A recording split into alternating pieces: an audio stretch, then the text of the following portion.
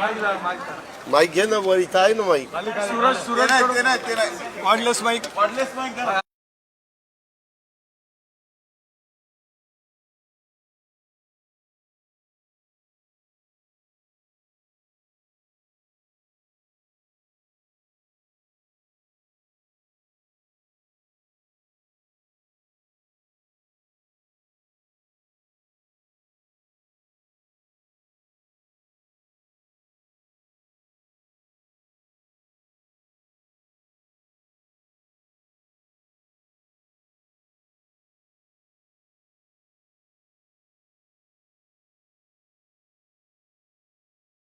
आजच्या पत्रकार परिषदेच्या निमित्तानं उपस्थित असणारे आपले इथले प्रांताध्यक्ष, महाराष्ट्राचे राष्ट्रवादी काँग्रेस पक्षाचे सुनील तटकरेजी, दुसरे नागालँडचे प्रांताध्यक्ष इथं आलेले आहेत, ते आमचे सहकारी, तसंच धनंजय मंत्री मंडळातील सहकारी, रुपाली महिला अध्यक्षा आणि बाकीचे सगळे कार्यकर्ते, पत्रकार मित्रांनो, आपल्याला सगळ्यांना माहिती आहे की 2 दिवस निर्धार नवपर्वाचा वैचारिक मंथन आणि घड्याळ तेच वेळ नवी अशा प्रकारचं अधिवेशन 30 आणि 1 तारखेला राष्ट्रवादी काँग्रेस पक्षाने कर्जतला इथं ठेवलेलं होतं आणि काल जवळपास 14 सन्माननीय मान्यवरांनी आपले विचार, आपली मतं मांडली.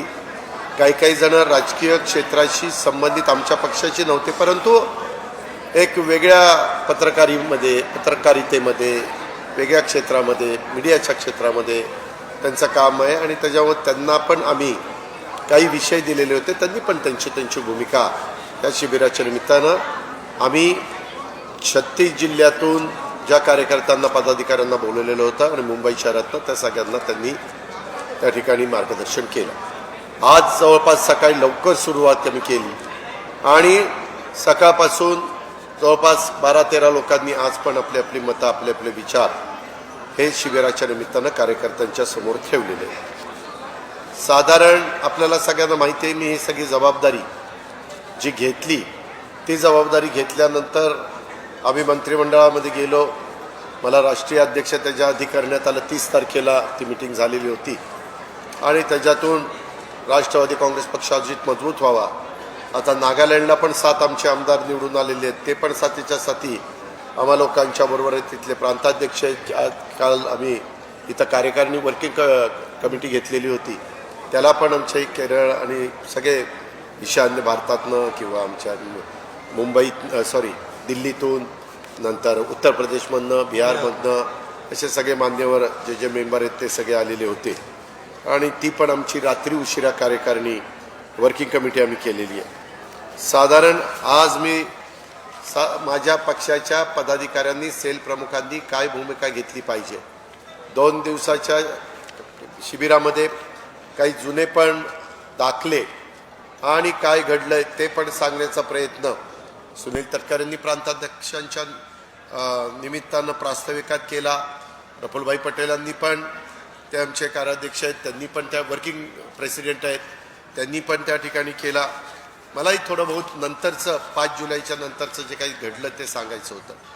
मी महाराष्ट्राला या निमित्तानं सांगतो, मी कुणाचंही बदनामी करणारा माणूस नाही, कुणालाही कमी लेखणारा माणूस नाही, कुणालाही काहीतरी बोलून त्यांची समाजामध्ये काही प्रतारणा करण्याचा माझा कुठलाही उद्देश नाही. पण कुठंतरी आमच्या परिवारातल्या सगळ्या राष्ट्रवादी काँग्रेस पक्षाच्या सहकाऱ्यांना माहिती असलं पाहिजे म्हणून मी सगळे, तुम्ही तर बघितलेलं आहे की आम्ही मंत्रिमंडळामध्ये गेल्यावर पण आम्हाला आमच्या वरिष्ठांनी बोलवलेलं होतं आणि आम्ही चव्हाण प्रतिष्ठानला गेलेलो होतो, दुसऱ्या दिवशी पण गेलेलो होतो. उलट तेव्हा काँग्रेसवाले म्हणले की ह्यांचं काय चाललंय नक्की, अशा पद्धतीनं त्यांच्या नेत्यांनी पण वक्तव्य केले. अर्थात पुढे काय वक्तव्य करावं तो ज्याचा त्याचा प्रश्न आहे. साधारण महाराष्ट्रातले जे काही महत्त्वाचे इश्यू आहेत ते आज आम्ही 2 दिवसाच्या शिबिराच्या निमित्तानं, विशेषतः माझ्या अध्यक्ष या नात्याने समारोपाच्या भाषणाच्या निमित्तानं आमच्या पक्षाची भूमिका काय, आरक्षणाच्या संदर्भात काय भूमिका आहे, त्याच्याचबरोबर शेतकऱ्यांच्या या अवकाळी पावसाने, गारपिटीनं जे काही नुकसान झालेलं आहे त्याच्यामध्ये राज्य सरकारची काय भूमिका आहे, पंचनामे चालू आहेत, बाकीच्या बाबतीमध्ये NDRF SDRFमधनं कशी जास्तीची मदत घेता येईल. केंद्र सरकारची जी कमिटी असते अमित शहांच्या अध्यक्षतेखाली त्यांच्याकडेही आम्ही प्रस्ताव पाठवलेला आहे. त्या प्रकारचं तिथलं काम चालू आहे. इतर पण जे काही वेगवेगळ्या प्रकारचे प्रश्न आहेत, आता तुम्हाला सगळ्यांना माहिती आहे वेगवेगळे आंदोलन चालू आहेत. सकल मराठा समाजाचं आहे, त्याच्यामध्ये ओबीसी समाजाचं आहे, त्याच्यामध्ये धनगर समाजाचं आहे, त्याच्यामध्ये आदिवासी समाजाचं देखील मध्ये काही त्यांनी पण आंदोलनं केली. ह्या प्रकारची आंदोलनं चालू आहे. कुठं काही कुणाला काळे झेंडे दाखवणं, कुणाला काय करणं. वास्तविक प्रत्येकाला आपले संविधानाने बाबासाहेब आंबेडकरांनी जो अधिकार दिलेला आहे की आपलं आपलं मत मांडण्याचा, ते सगळं मत मांडता येतं. फक्त ती मतं मांडत असताना, भूमिका तिथं देत असताना वेगवेगळे मतांतर असू शकतं. पण कुठल्याही परिस्थितीमध्ये कुणाला तरी कमी लेखायचं, कुणाला तरी जे महाराष्ट्राची संस्कृती नाही आहे अशा प्रकारचे शब्द वापरायचे, हे काम सत्ताधारी पक्षांनी करू नये, विरोधी पक्षांनी करू नये, ज्यांचा राजकीय पक्षाशी संबंध नाही अशांनी पण कुणी करू नये, ही आमची त्याच्या पाठीमागची भावना आहे. आम्ही एकनाथराव शिंदे राज्याचे प्रमुख आहेत, त्यांच्या नेतृत्वाखाली हे महायुतीचं सरकार काम करत असताना आरक्षण देण्याच्या संदर्भात हीच भूमिका आहे.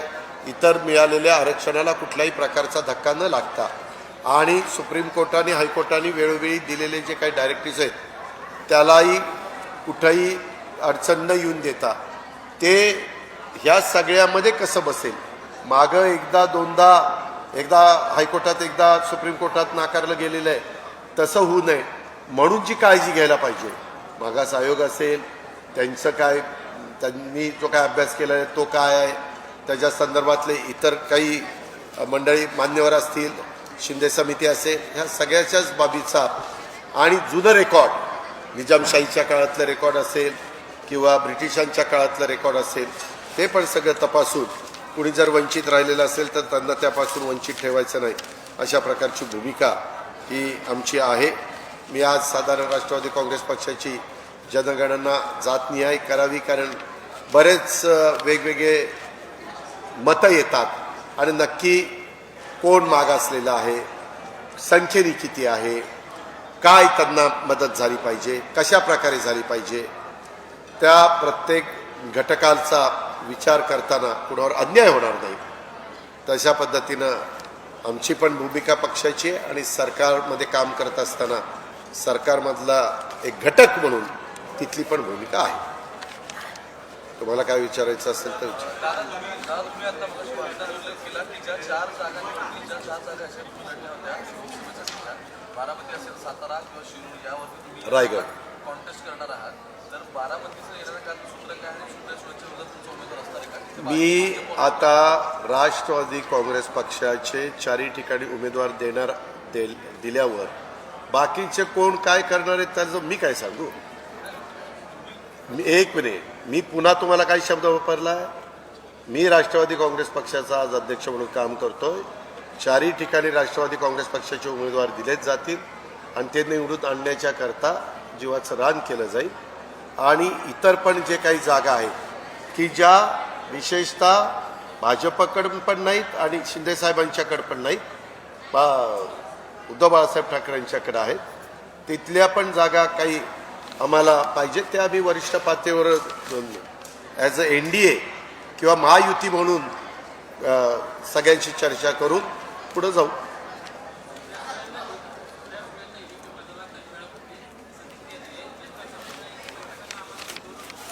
कुठल्या बैठकीमध्ये? अरे बाबा, 12 लोक, आता मी काय इथं खरं खोटं करू असू? तुम्हाला माहिती आहे ना माझा स्वभाव कसा आहे. मी कधीच खोटं बोललेलं नाही आहे. आत्ता पण एक चुकलं की एका मिनिटात म्हणलं चूक झाली, शब्द मागे दुरुस्ती, त्या संदर्भात झाले. आता मी नावं सांगितली कोण कोण होतं, कशाला मी खोटं बोलेल, काय मला करायचं आहे.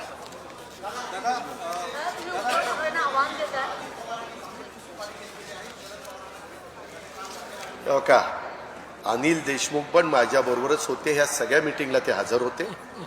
त्यांनी सांगितलेलं होतं की मला मंत्रिमंडळामध्ये स्थान मिळालं पाहिजे.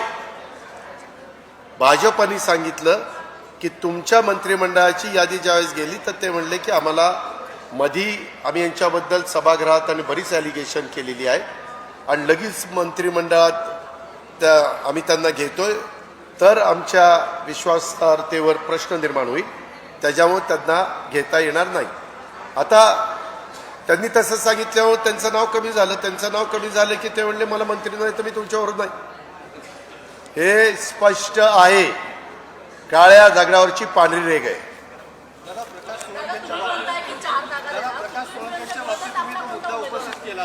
मी ठरवीन ना, इतक्या लवकर तुम्हाला सांगितलं पाहिजे.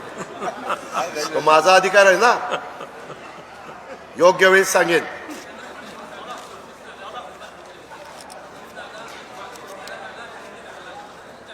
ठीक आहे, ती चर्चा आम्ही पेपरला वाचली. आपण काही काळजी करू नका. आम्ही तिघजण अतिशय व्यवस्थित, कुठलेही मतभेद न होता, तुम्हाला कुठलीही बातमी ब्रेकिंग न्यूज न देता अतिशय सामोपचाराने जागांचं वाटप करू. तुम्ही भाषणामध्ये आता भाषणामध्ये बहुजनवादाचा उल्लेख केला. आता तुम्ही भाजपसोबत आहात, जे भाजपला जाऊन जयाबद्दल बोलत आहे, महाराष्ट्रात वेगवेगळ्या ठिकाणी त्याचे महत्त्वाचे अजेंडा आहे, राम मंदिराबद्दल बोलत आहेत. माझं असं म्हणणं आहे की मंत्रिपद वाटप असेल किंवा तुमची कार्यपद्धती असेल, याला एक कॉमन मिनिमम प्रोग्राम असू शकतो, पण विचारधारेचा कॉमन मिनिमम प्रोग्राम कसं काय तुम्ही सांगड काढणार? एक मिनिट, तुम्ही ती काळजी करू नका बाबांनो, तुम्ही अजिबात काळजी करू नका. मी मगाशी उदाहरण दिली.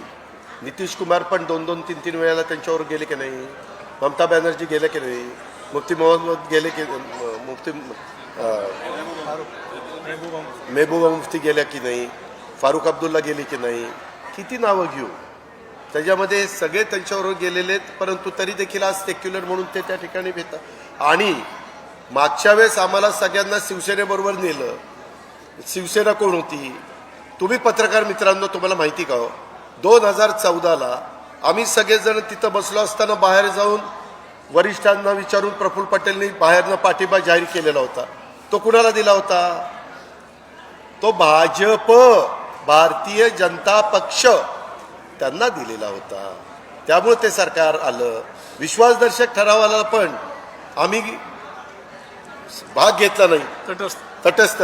तटस्थ राहिलो म्हणजे एक प्रकारचं मदतच होती ना. अरे पट्ट्या,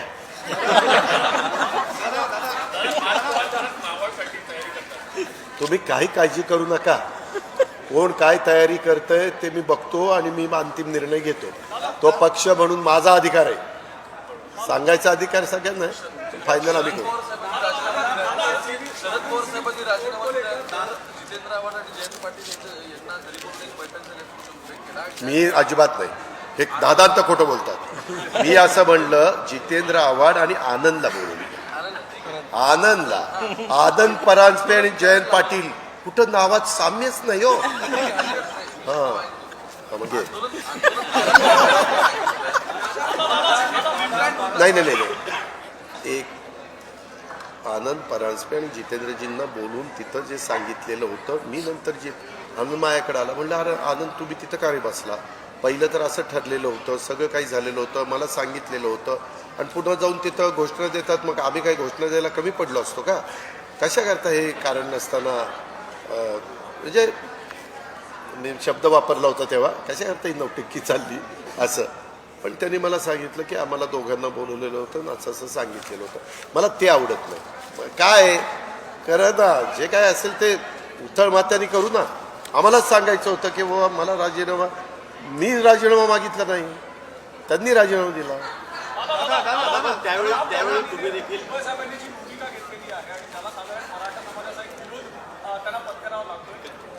कर्जतमध्ये 4-5 ठिकाणी विरोध झाला. मी आपल्याला स्पष्ट सांगतो, मी राष्ट्रवादी काँग्रेस पक्षाचा अध्यक्ष म्हणून आमची भूमिका, पक्षाची भूमिका आता सांगितलेली ना. अब माझं भाषण ऐकलं नाही तुम्ही? पण नाही, एक मिनिट, ही पक्षाची भूमिका मी स्पष्टपणे सांगितलेली. एक मिनिट, प्रकाश फडणवीसांच्या बाबतीत तुम्ही आता जो भाषणामध्ये मुद्दा उपस्थित केला, तर आता त्यांना संधी होती, मंत्रिमंडळ का घेतलं नाही असं जयंत पाटलांनी नाही, आत्ता मला वेगवेगळ्या घटकाला, मला त्याच्यात एनटी घ्यायचे होते, मला त्याच्यामध्ये ओबीसी घ्यायचे होते, मला त्याच्यामध्ये महिला घ्यायची होती, मला मागासवर्गीय घ्यायचा होता, मला मुस्लिम घ्यायचा होता, मला आदिवासी घ्यायचा होता. हे सगळं 9 मध्ये त्यांना म्हणा तुम्ही आणि तुम्ही बसून दाखव, काय म्हणणं नाही आपलं.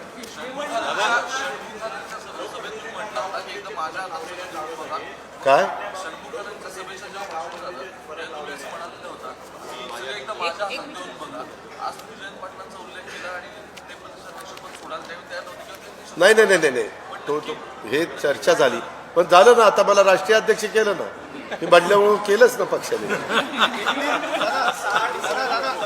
बारा वर्ष काय झालं अरे एकाने बोला 12 वर्ष काय झालं हे आपण सांगितलं कुठल्या 12 वर्ष त्याच्यामुळे म्हटले 12 वर्ष काय घेतलं 12 वर्षात नाही मी म्हणलं मागचं सगळं सांगितलेलं आहे ते 5 जुलैच्या सभेमध्ये झालेलं आहे 5 जुलैच्या नंतरचं सांगितलं असं कसं करता एकाने बोला फुल वाहिनी जो खुलासा केला हा प्रकाश आंबेडकर म्हणतात 6 डिसेंबर नंतर देशामध्ये आणि महाराष्ट्रामध्ये तर जातीय दंगली होणार आहेत. काय याच्यावरती देशाचं मी सांगू शकत नाही कारण देशाची जबाबदारी अमित भाईंच्यावर आहे कायदा सुव्यवस्थेची ते त्या ठिकाणी सांभाळायला खंबीर आहे. महाराष्ट्रामध्ये देवेंद्रजी मी आणि एकनाथराव आम्ही तिथं मुख्यमंत्री आणि 2 उपमुख्यमंत्री म्हणून काम करतो.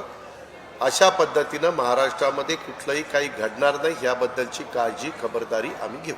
दादा 31 डिसेंबर नंतर राज्याचं मुख्यमंत्री पद हे रिकामं होतंय आणि अजित पवार हे असं कोण म्हणलं असं संजय राऊतांनी भाकीत केलं. दादांत खोटं आहे. तेव्हा एक मिनिट त्यांना विचारू द्या.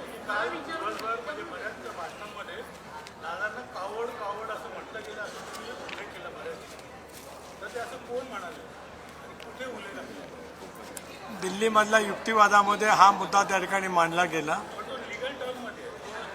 पण त्याच्याने आपल्याला काय फरक पडतो. आम्हाला जे वाटलं त्याच्या वेदना आम्हाला ज्या झाल्या त्या बोलण्याचा मला अधिकार आहे. मी पक्षाचा प्रदेशाध्यक्ष आहे.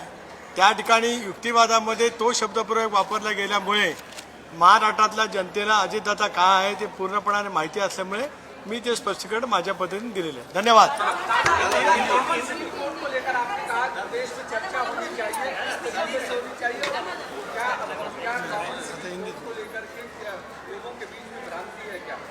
नहीं मुझे नहीं मालूम मैंने एक इशू रखा है अभी लोग सोचेंगे उनका कुछ ना कुछ उनका भी मन में कुछ ना कुछ होगा ना.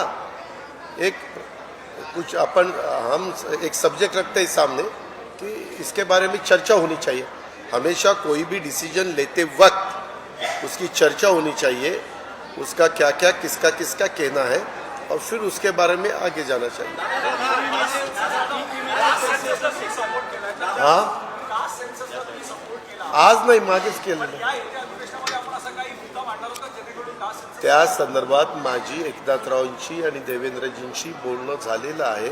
त्या संदर्भामध्ये आपण पण बघताय अनेक वेगवेगळे राजकीय पक्ष त्याच्याबद्दल आपली आपली भूमिका मांडतायत. शेवटी ज्याच्यात आमच्या तिघांचं एकमत होतं तो निर्णय फायनल होतो ना मी पुढे जातो. तुम्ही झालं ना आपण विचारून झालं त्यांना विचारलं तुम्ही इतके जण विचारताय. त्यांना विचारू द्या ना. हा तुम्ही विचारा. पैसे मिळत नाहीयेत. शेतकरी तर आंदोलन करतायत. 57 लाख शेतकऱ्यांना मिळाले. रविकांत तुपकरांचं देखील तर आंदोलन झालं. आत्ताच्या घडीला 57 लाख शेतकऱ्यांना मिळालेले आहेत. इतरांना जे मिळणं बाकी आहे ते त्याच्यात कमिटी आहे. जर त्या विमा कंपनीचं काही म्हणणं असेल तर ते पहिल्यांदा जिल्हा कृषी अधिकारी त्याच्यानंतर वर मला वाटतं जिल्हाधिकारी त्याच्यानंतर मग विभागीय आयुक्त त्याच्यानंतर सचिव असं ते वर ते येतं आणि तिथं आपण साधारण शेतकऱ्यांच्या बाजूनीच कसं त्याला न्याय देता येईल ही भूमिका घेतो. आता हिवाळी अधिवेशनामध्ये मराठा आरक्षण बिल आणणार आहे असं बोललं. काय मला नीट ऐकू आलं नाही. त्या संदर्भामध्ये मागास आयोगाचा अभ्यास चाललेला आहे. शिंदे समितीचा अहवाल मी मगाशी पण अतिशय स्पष्ट सांगितलं 2 वेळेला अशाच पद्धतीने देऊन नंतर काढून घेतलं गेलं. अर्थात तो निर्णय देण्याचा अधिकार न्यायव्यवस्थेला 100% आहे. त्याच्यामुळं न्यायाच्या प्रक्रियेमध्ये बसणारं आरक्षण देण्याच्या दृष्टिकोनातनं आमचा सगळ्यांचं काम चालू आहे. हे कुणाचं